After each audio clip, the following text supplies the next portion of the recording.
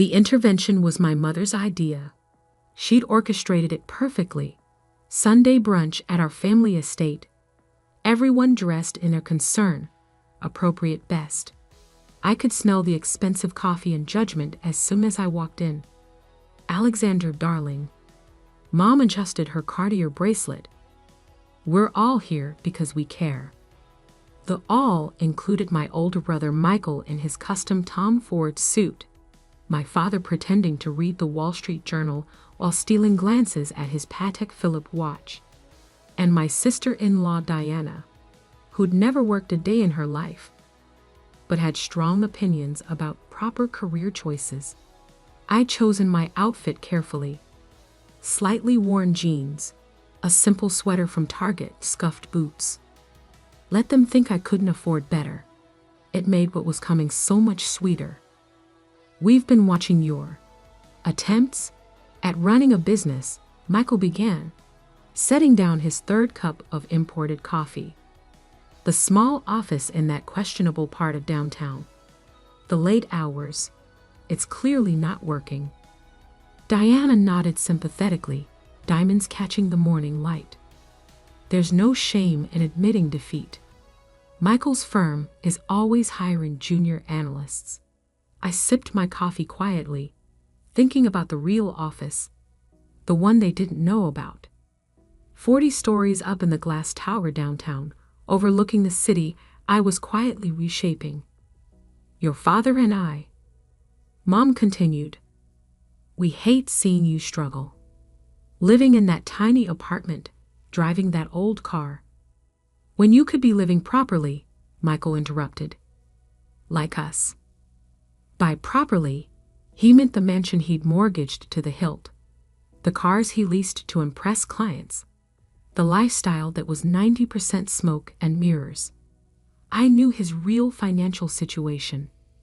I knew everyone's. "We took the liberty," Dad finally spoke, sliding a folder across the marble dining table, "of having Michael's firm analyze your company's prospects." I opened it, scanning numbers I already knew were wrong. They'd only found the surface company, the small consulting front I'd maintained for exactly this purpose. "The market analysis suggests bankruptcy within 6 months," Michael said, clearly enjoying himself. "But if you let me step in now, maybe we can salvage something." "Salvage," I repeated softly, remembering his words from 3 years ago when he tried to steal my initial investors. When he told everyone I was playing at business. "It's time to be realistic," Mom pressed. "You're not cut out for—" Michael's phone chimed. He glanced at it dismissively, then froze. The coffee cup slipped from his fingers, shattering on the imported tiles. "What's wrong?" Diana grabbed his phone, then gasped. That's impossible." "What?" Mom demanded. Michael's voice shook. "Why is Alexandra's company valued at $4 billion on Bloomberg?" The room fell silent. I pulled out my own phone, opening the article I'd known was coming. Tech innovator Alexander Bennett emerges as industry giant. Neurotech solutions valued at $4 billion after stealth mode exit. There must be a mistake. Dad reached for the phone. "Some other Alexandra." "No mistake," I said quietly, reaching into my bag. "Though the valuation's a bit off. We're closer to $5.2 billion after this morning's private equity round." I placed my business card on the table, not the simple consulting one they knew. The real one, embossed CEO title, downtown office address, the company logo they were now seeing splashed across financial news worldwide. But your little office," Mom stammered. "A front," I explained, "useful for keeping competitors and nosy family members from seeing what I was really building." "Building what?" Michael demanded, scrolling frantically through the Bloomberg article. This says something about artificial intelligence and neural networks. The next generation of machine learning. I confirmed. Patents pending in 42 countries. Google tried to buy us last month for $3 billion. We declined. Diana's perfectly contoured face had gone pale. All this time, I continued, while you were mocking my struggling business, I was raising 9 figures in venture capital. While you pitied my old car, I was hiring the best engineers in the country. And while you planned this little intervention, I was closing deals with 3 Fortune 10 companies. Dad's hands shook as he read the article. Private investors, major technological breakthrough, revolutionary applications in healthcare and finance. The apartment you felt sorry for me living in. I smiled slightly. I own the building, just like I own the questionable office building downtown. Real estate's a good investment when you know where the tech sector is expanding. Michael stood abruptly. You can't have. I would have known. Would you? I raised an eyebrow. Like you knew your firm was about to lose its biggest client. He paled. What? Oh, did I forget to mention? I checked my watch. Your managing partner is probably reading the email right now. Neurotech Solutions is terminating all contracts with Bennett Financial, effective immediately. The sound of breaking china made us all turn. Mom had dropped her favorite teacup, hands pressed to her mouth as another Bloomberg alert flashed across Michael's phone. Neurotech CEO Alexander Bennett named to Forbes 40 under 40, the stealth billionaire who revolutionized AI. Billionaire? Diana whispered. I stood, straightening my Target sweater. We should probably discuss how this changes the family dynamic, but not today. I picked up my worn leather bag, actually handcrafted Italian, worth more than Michael's car. I have a board meeting to prepare for. The room remained frozen as I walked to the door. Just before leaving, I turned back. Oh, and Michael? About that junior analyst position. I think I'll pass. Their stunned silence followed me out into the morning sun, where my driver waited with the car I actually drove to important meetings. A perfect Sunday brunch, indeed. The next 48 hours were exactly what I'd predicted.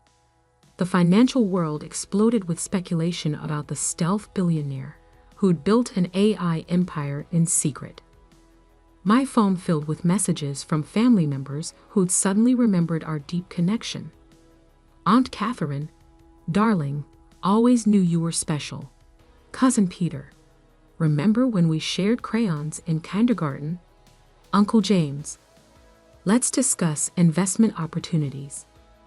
I sat in my actual office, 40 stories above the city, reviewing their desperate attempts at reconciliation with my chief of staff, Sarah. Your brothers tried to get past security 6 times today, she reported, sliding a stack of contracts across my desk. His wife called pretending to be from Goldman Sachs. I smiled, signing the documents. And my parents. Your mother's been calling every society magazine in the country, claiming she was your earliest supporter and mentor. Sarah checked her tablet. Your father's parked outside in his Mercedes for 3 hours. Has he figured out I own this building yet? No. He thinks you're just renting the penthouse office. Should I enlighten him? I glanced at the security feed, showing my father's car. Not yet. Let's see how long he sits there. My phone buzzed with an alert. Michael had just walked into Bennett Financial's morning meeting. Perfect timing. I pulled up the live stream from their conference room, another system they didn't know I controlled. You should see this, I told Sarah. On screen, Michael strutted to the head of the table, clearly ready to damage control. But before he could speak, his managing partner stood up. Would anyone care to explain? The partner held up his phone. Why our biggest client dropped us without warning? And why said client happens to be run by Michael's sister? The room erupted. Michael's face went from confident to panicked in seconds. Losing Neurotech means a 40% drop in annual revenue, the partner continued. And their new public profile would have doubled our fees. I can fix this, Michael stammered. Alexandra's just, she's playing games. I'll talk to her. Like you talked to her 3 years ago. A voice came from the door. Everyone turned to see James Chen, my head of strategic partnerships, walking in. When you tried to steal her initial investors. Michael's face went white. How did you? We have the emails, Michael. James placed a folder on the table. Your attempts to discredit her to venture capital firms. Your calls to potential clients warning them away. Very thorough paper trail. I watched Michael sink into his chair as James continued. Neurotech Solutions isn't just terminating contracts. We're filing formal complaints with the SEC about your firm's attempts at market manipulation. Sarah whistled softly. That's going to leave a mark. He earned it, I replied, thinking of all the times Michael had tried to sabotage my company's growth. Actions have consequences. My office door opened and Maya, my general counsel, entered with another stack of documents. Your parents' financial records, as requested. You were right. They're leveraged to the hilt. The estate, the cars, everything's mortgaged through Bennett Financial. Michael's been handling their investments, I noted, scanning the papers. Moving money around to hide the holes. Classic pyramid scheme, Maya confirmed. Using new client funds to cover family losses. If the SEC investigates his firm, they'd lose everything.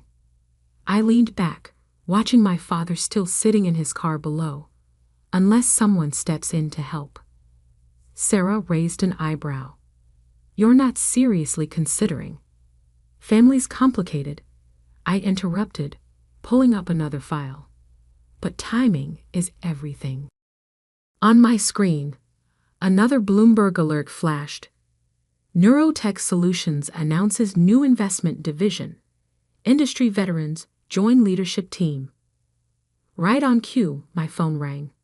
Mother's number. Darling. Her voice dripped honey and desperation. We simply must talk about this unfortunate misunderstanding. Your father and I are facing financial ruin if Michael's firm collapses. I finished. Which it will, once the SEC investigation starts. Silence. Then, how did you? I know everything, Mother. The mortgages, the loans, the shell games, Michael's been playing with your money. Did you really think I wouldn't find out? Alexandra, please. For the first time in my life, I heard real fear in her voice. Be at my office tomorrow, 9 a.m. Bring Dad and Michael. Leave Diana at home. This is family business. Your office? But we don't know where. Look up. I watched through my window as my father finally raised his head, seeing the Neurotech Solutions logo gleaming on the building he'd been parked beside for hours. 41st floor, I said. Don't be late. I ended the call and turned to my team. Maya, prepare the bailout paperwork, but with our conditions. Sarah, call the SEC. Tell them we found irregularities in Bennett Financial's records that we'd like to address privately first. And Michael's managing partner? Sarah asked. Let him sweat until tomorrow. Fear's a powerful motivator for cooperation. They left to execute the plan, leaving me alone looking out over the city. On my desk, the family photo from Sunday brunch sat next to the Bloomberg article announcing my company's emergence. The contrast between their pitying looks then and their panic now was striking. But this wasn't about revenge. It was about rebuilding, on my terms this time. Tomorrow, I would offer them salvation. But first, they needed to understand exactly who they were dealing with. The quiet daughter they'd underestimated wasn't so quiet anymore. They arrived at 8:57 a.m. Mother in channel, father in his best crisis management suit, and Michael looking like he hadn't slept in days.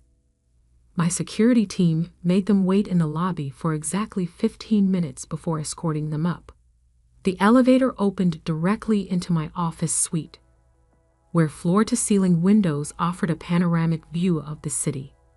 I'd arranged the seating carefully, them on the low couch, me at my desk on a slightly elevated platform. Power dynamics matter. Your company owns the whole building, Father asked, trying to mask his shock with business casual interest. Among others, I replied, not looking up from my screen where I was watching Bennett Financial's stock price continue its downward spiral. Michael, your firm's lost 27% of its value since yesterday. Impressive. He shifted uncomfortably. The market's overreacting. Once I explain. Explain what? I turned my screen, showing internal emails from his firm, the unauthorized use of client funds, the misleading investment reports, or your personal offshore accounts. Mother gasped. Father's carefully maintained composure cracked. How did you? Michael started. 3 years ago, when you tried to sabotage my initial funding rounds, I hired the best forensic accountants in the business. They found everything. I pressed a button, and documents began appearing on the wall screens. Every hidden transaction, every falsified report, every client you've deceived. Alexandra, Mother cut in, surely we can discuss this as a family. Like you discussed my failing business as a family? I stood, walking to the windows. Or like Michael discussed my company with potential investors, telling them I was emotionally unstable and financially irresponsible? Father stepped forward. Whatever Michael did, your mother and I leveraged everything you own through his firm. I turned back to them. The estate's mortgaged 3 times over. Your art collections being used as collateral for high-interest loans. Even Mom's precious jewelry is tied up in investment schemes. Mother's hand flew to her pearls. That's not possible. Show them, I said to the air. My AI system responded instantly, projecting detailed financial records onto every wall. Their entire financial house of cards, exposed in high-resolution glory. When the SEC investigation becomes public, I continued, you'll lose everything. The estate, the cars, the country club memberships, all gone. The Bennett name will become synonymous with fraud. Michael jumped up. You can't prove. Actually, a new voice interrupted. James Chen walked in, carrying a thick binder. We can prove all of it. Your sister's AI system has been tracking your firm's transactions for years. The evidence is comprehensive. Who is this? Father demanded. James Chen, head of strategic partnerships at Neurotech Solutions. He handed each of them a document. And these are your options. I watched them read, seeing the exact moment they understood their situation. Mother's hands trembled. Father's face went ashen. Michael looked like he might faint. Option 1, I explained. We submit everything to the SEC tomorrow. You face federal charges, asset seizure, and public humiliation. Option 2, James continued. You sign these papers now. Transfer all family assets to Neurotech's new investment division. We handle the SEC quietly, restructure the debt, and save what we can of the Bennett name. You want us to give you control of everything. Michael's voice cracked. I already have control, I corrected. I'm offering you a chance to keep some dignity. And maybe, I paused, learn how to build something legitimate for once. Mother looked up from the papers. These terms. We'd be working for you. You'd be working with my company, I clarified. Father's experience in client relations could be valuable, properly supervised. Mother's social connections might help our charitable foundation.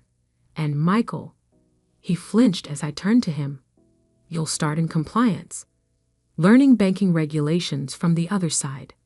Minimum wage, no benefits, for at least a year. This is revenge, he spat. No, I sat back at my desk. This is rehabilitation, and your only chance to avoid prison.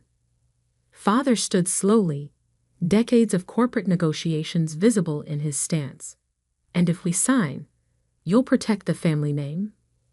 I'll protect what's worth protecting, I replied, starting with the thousands of clients your son's firm has deceived. They get made whole first. Time-sensitive offer, James added. SEC's waiting for our call. Mother wiped a tear, careful not to smudge her makeup. Alexandra, when did you become so powerful, ruthless, successful? I smiled slightly. I always was. You just never bothered to see it. One by one, they signed. Michael last, his hand shaking so badly he could barely manage his signature. Welcome to Neurotech Solutions, I said as James collected the documents. Security will show you to HR for processing. Your new positions start tomorrow. They filed out quietly, broken aristocrats facing a new reality. But at the door, Mother turned back. That dinner, when we tried to intervene, you already knew everything then, didn't you? I knew everything years ago, I replied. I was just waiting for the right moment to show you. After they left, James stayed behind. That was almost merciful, considering what they did. Family's complicated, I said, watching their expensive cars being taken away by my security team. First step in asset recovery. Sometimes the best revenge is forcing people to become better than they were. My phone buzzed. Bloomberg wanted an exclusive on Neurotech's new investment division. Perfect timing, as always. Time to show the world what the quiet daughter could really do. 1 month later, I sat in my office reviewing the transformation. Bloomberg's headline said it all. Neurotech Solutions revolutionizes family office management. Traditional wealth meets AI innovation. The article didn't mention how my family was adjusting to their new reality. How father, stripped of his executive titles, now worked in client relations, carefully supervised by my team.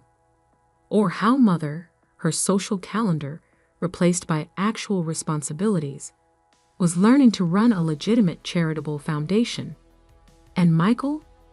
He sat in a tiny cubicle in compliance, reviewing banking regulations for minimum wage. A far cry from his corner office and inflated title. Your 3 p.m. is here, Sarah announced, interrupting my thoughts. I nodded, turning to face the wall of screens showing Neurotech's global operations. How's he doing? 3rd time this week he stayed late studying regulations. Actually seems to be trying.